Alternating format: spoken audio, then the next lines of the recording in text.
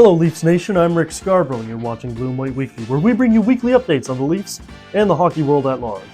Snowfall has begun to happen around certain parts of Ontario, and so we've changed our table accordingly, but that's not what's important. What's important is we've got a brand new week of Maple Leafs hockey to talk about, so let's get into the news. Before we begin, I want to give a hearty congratulations to the Toronto Argonauts for defeating the Winnipeg Blue Bombers 41-24 to capture their record-setting 19th championship in the 111th Grey Cup. Well done to the Double Blue, and we already can't wait for next season. Go Argos. It's been a wild week of roster movement, injuries, and suspension for the Leafs, and it all began on Sunday when the Department of Player Safety issued a 5-game suspension to Ryan Reaves for his hit to the head on Darnell Nurse in Saturday night's win over Edmonton. Now, many of you have been asking throughout the week for our thoughts on this suspension, and for that, we have to turn to the expert. Legend has it that he was found as a baby behind the Unionville hockey arena, and that his mustache is made of vibranium. All we know for sure is he's our senior analyst, Byron Doyle. Alright. I gotta tune this thing. Oh, howdy there, folks. Byron Doyle here. Blue and White Weekly. Yep, I got the name right. And, this week we're talking about suspensions. Big hits to the head, all that healthy stuff. So apparently our boy Revo there, he's got himself a little suspension. 5 games for hit to the head on Darnell Nurse. And I'll tell you what, you might be expecting me to not like it, but I do. I agree with it. Revo, this ain't his first rodeo doing something like that. No, he's been suspended before. I think this is his 4th suspension now, and it's his 2nd one for hit to the head. So, can't be doing that, Revo. As for the hit itself, honestly, I'm not a fan of it. I love a big hit and all, but it's unfortunate timings. I think obviously, Revo's not meaning to hurt the guy, and Nurse just had his head down, which Darnell can't be doing that, pal. And one thing leads to another, and Revo just clobbers the poor sucker. But given the circumstances and given Revo's history with stuff like this, I think 5 games, it's more than, I think you can call it fair. And furthermore than that, I think the league's looking to make example. Big hits like this, hits to the head in particular. The league's trying to shy away from that, CTE, the concussion protocol and everything like that. And player safety, they want to make an example of somebody. And, who better to make an example of than a Leaf? The Leafs, we get the most media coverage, got the most eyes on us probably in the NHL. And, if you're going to make an example of hits to the head, a Leaf's the way to do it. Now, where I take issue with the whole situation is Darnell Nurse talking afterwards about how he thinks, and I'm paraphrasing here, Revo meant to hurt him. There, I disagree, Darnell. I disagree. Revo, he's a tough guy. He's a mean fella. But he only hurts the guys that deserve it. And you didn't deserve it, Nursey. You did not deserve it. So, for you to come out and say that, I think that's poor taste. And you're better than that. Smarten up. Now, as for the Nicey hit, they told me not to talk about it. Apparently, Ricky Boy's gonna touch on that later, but the Nice hit, Jerry, what are we doing, Jerry? Well then, Byron, that was uncharacteristically cohesive and well said. I'm impressed. To quickly run down the recent roster moves prior to Wednesday's game against the Vegas Golden Knights, Max Domi was placed on IR retroactive to November 16th. Max Pacioretty and David Kampf were both placed on LTIR, and Fraser Minten and Nikita Grabenkin were both called up from the Marlies. For more on the arrival of those two, we turn it over to our rinkside reporter, Riley Roberts. Thanks very much, Rick. Well, folks, I may not physically be at the rink this week, but we have a rink in the studio now, so that'll have to do. Nikita Grabenkin made his NHL debut on Wednesday night and has made quite the impression already, but that shouldn't be surprising to anyone that knows his work.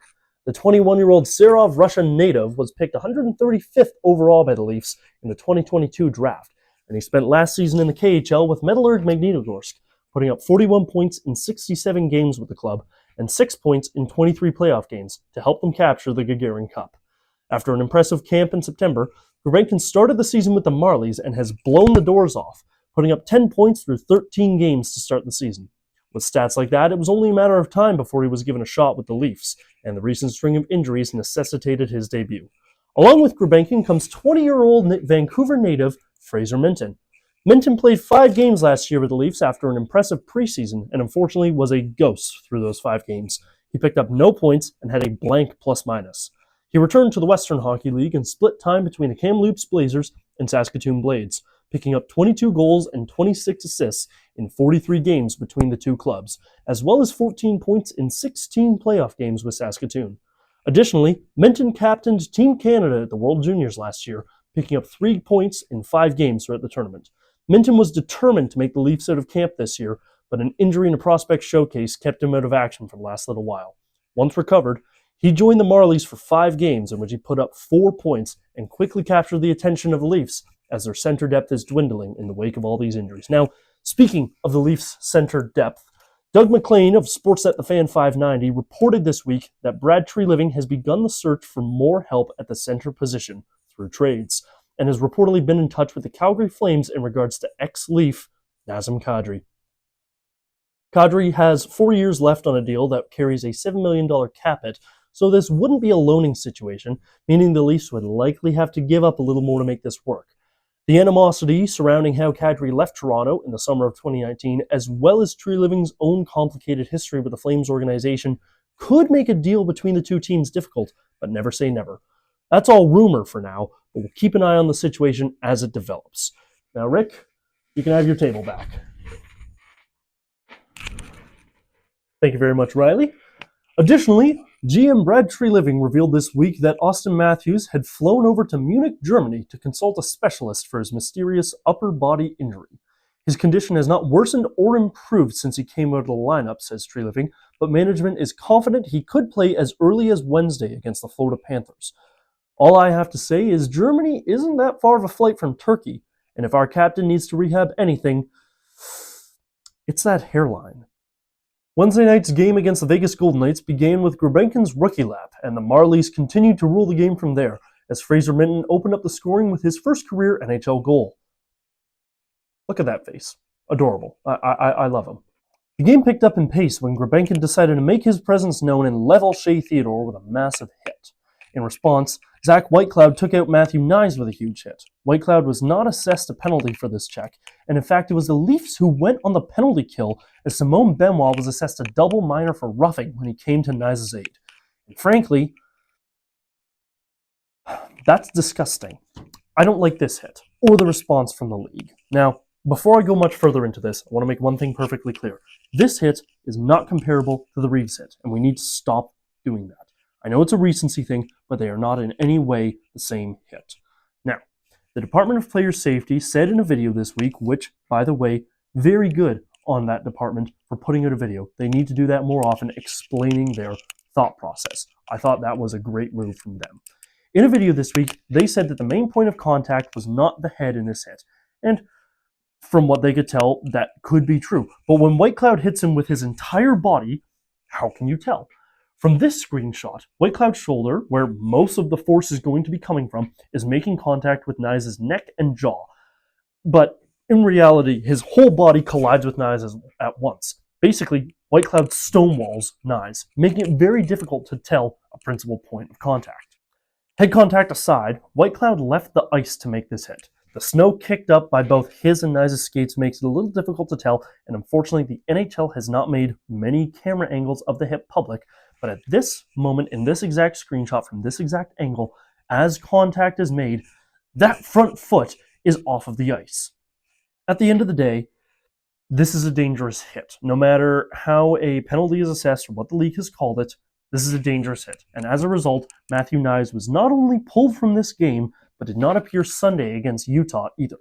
You can make an argument that big hits are part of the game, and I'm not disputing that. But young players taking dangerous and unnecessary hits like this is detrimental to their health and is what gives big hits, even the clean ones, a bad name outside of the game. Wow. So that's how Byron feels after going on a rant. That was kind of fun. Anyway, the game got out of hand from there, as you can expect, with several scuffles breaking out, and John Tavares got possessed by the power of the amulet and wrestled the Golden Knight to the ice. This is to be expected, however, as he's always been very overprotective of his son Matthew. Later in the third, Nylander would score on a 2-on-1 with Marner, Holmberg would pick up his first of the season on the empty net, and Joseph Woll would stop 31 shots in his second career shutout as Leafs walk away with the win 3-0. I want to give a special shout out to this little shimmy that Woll did after the win, which was simultaneously badass, adorable, and if we're going to be honest, made me question several things about myself. Bottom line is, Woll should make this a regular thing after wins.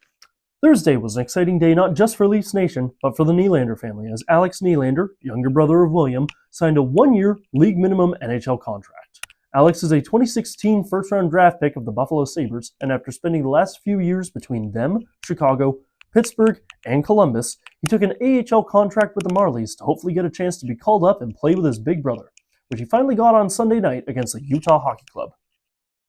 This was the historic first-ever meeting between the Leafs and Utah. For those confused on that matter, Utah is not considered a relocation, but a brand new franchise, despite carrying over players, management, and assets of the Arizona Coyotes. The Nylander brothers would not end up connecting on a goal, but would get plenty of time together throughout this one, including some time on the power play. Utah opened up the scoring in the first, but in the second period, the Leafs strung together 3 goals in 5.5 minutes, with Marner scoring twice and William Nylander, I have to specify now, scoring on the breakaway. Utah would pick up another in the third, but that would do it for this one as the Leafs walk away with the win 3-2. With this win, the Leafs continue to grow a comfortable lead at the front of the Atlantic, which I'm sure will only grow larger once Auston Matthews returns. Oh no, I just jinxed it, didn't I? Looking ahead in the week, it's time to pack your sunscreen as the Leafs head to the south end of the division as they take on the Florida Panthers on Wednesday, followed by the Tampa Bay Lightning on Saturday. We'll have both those games for you next week, plus so much more, but for now, thank you very much for watching Leafs Nation. Be sure to like and subscribe, and remember, keep your stick on the ice.